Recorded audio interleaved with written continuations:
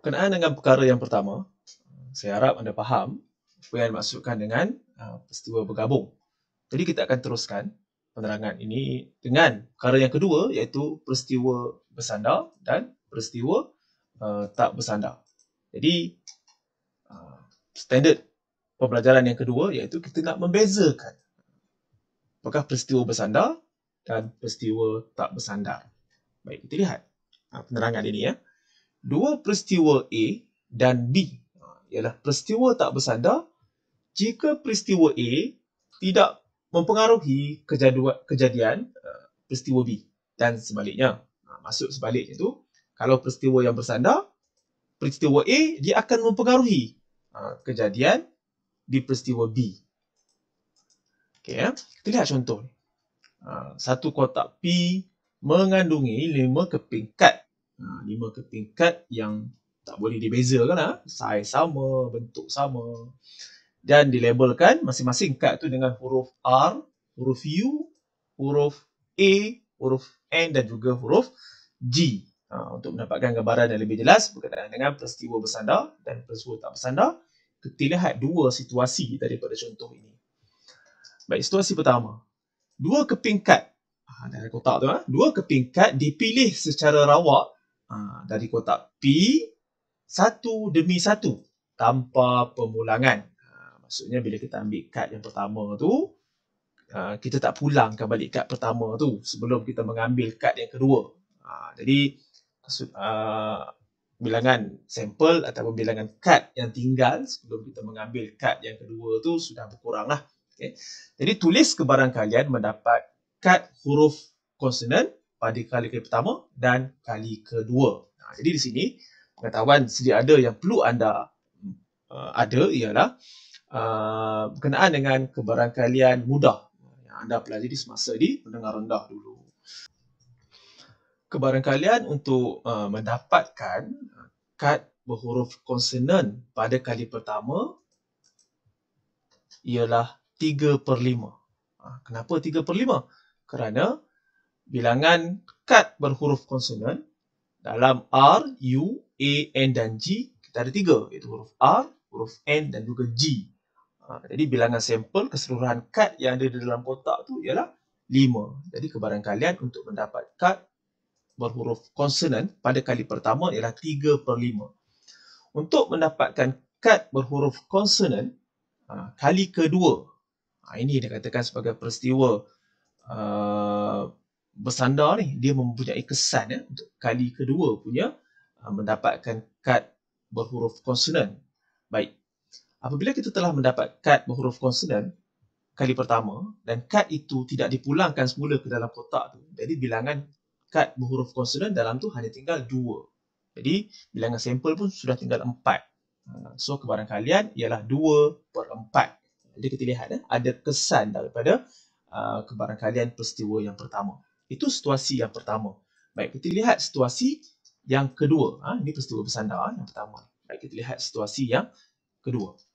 Dua keping kad dipilih secara rawak dari kotak P satu demi satu dengan pemulangan. Jadi dengan pemulangan ni maksudnya kad pertama yang kita peroleh itu kita masukkan semula ke dalam kad dalam kotak yang asal. Kad pertama dipilih, dicatatkan hurufnya dan dikembalikan ke kotak P sebelum kad kedua dipilih. Tulis kebarangkalian mendapatkan kad berhuruf konsonan pada kali pertama dan kali kedua. Baik, kebarangkalian untuk mendapatkan kad berhuruf konsonan kali pertama 3/5. Sebab kita mengambil kad yang pertama kan, dah tentu nanti ada apa-apa kesan untuk memperoleh kad yang pertama. Tapi kalau kita perhatikan, kebarangkalian untuk memperoleh kad berhuruf konsonan kali kedua pun sama, 3/5. Sebab kita dah pulangkan balik kad pertama yang kita peroleh tadi ke dalam kotak tu. Jadi untuk mendapatkan kad konsonan kali kedua, dia tidak mempunyai apa-apa implikasi. Jadi ini adalah satu contoh peristiwa yang tak bersandar.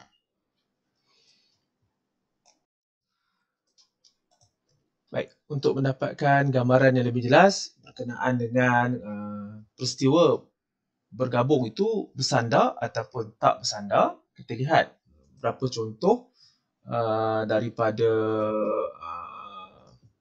daripada yang saya ambil daripada buku teks contoh-contoh ini ya. Baik, saya sediakan 3 kolom. Jadi dalam 3 kolom ni kita akan melihat kepada peristiwanya, kita nak tentukan bersandar ataupun tak bersandar, dan juga kita lihat apakah justifikasinya. Kena pasti sama ada peristiwa bergabung di bawah ialah peristiwa bersandar atau peristiwa tak bersandar, dan berikan justifikasi anda. Okey, kita lihat peristiwa yang pertama. Mendapat angka sebanyak 2 kali apabila sekeping shilling adil dilambung sebanyak 2 kali. Maksudnya nak dapatkan angka bagi lambungan yang pertama dan seterusnya dapatkan angka juga bagi lambungan yang kedua. Jadi peristiwa ini adalah peristiwa tak bersandar. Kenapa peristiwa tak bersandar? Apa justifikasinya? Baik, kebarangkalian mendapatkan angka dalam lambungan shilling pertama, dia tidak mempengaruhi. Tak mempengaruhi sama sekali kebarangkalian mendapat angka dalam lambungan shilling yang kedua. Okey? Jadi itu adalah justifikasi kenapa kita katakan peristiwa yang pertama ni adalah peristiwa tak bersandar. Baik. Bagi peristiwa bergabung yang kedua, kita nak mendapat 2 batang pen yang berwarna sama. Apabila 2 batang pen dikeluarkan satu demi satu dari bekas yang mengandungi 3 batang pen merah dan 2 batang pen biru tanpa pengulangan. Maksudnya kita ambil pen yang pertama, tengok dapat warna apa, and then pen tu kita tak masukkan semula ke dalam bekas tu, kita ambil pula pen yang kedua. Jadi dah tentu keadaan ini merupakan keadaan peristiwa bersandar. Kenapa peristiwa bersandar?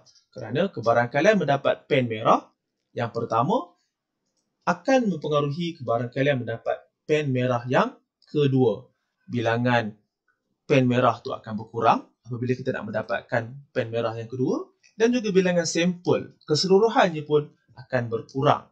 Jadi ini adalah contoh peristiwa yang bersandar. Baik, kita lihat contoh yang ketiga. Menjawab 3 soalan objektif. Kita ada soalan objektif. Soalan objektif, soalan aneka pilihan yang kita biasa jawab dalam exam kertas 1. Okay, menjawab 3 soalan objektif yang mempunyai 4 pilihan jawapan.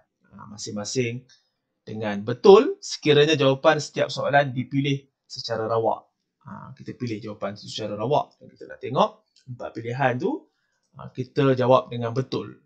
Jadi ini adalah contoh bagi peristiwa tak bersandar.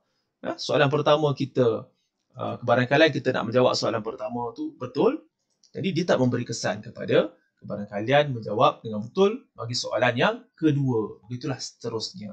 Okey, jadi justifikasinya, kebarangkalian menjawab soalan dengan betul tidak dipengaruhi oleh betul atau salah dalam menjawab soalan sebelumnya. Jadi ini 3 contoh peristiwa bergabung yang menjelaskan bahawa sesuatu peristiwa itu bersandar ataupun tidak. Okey.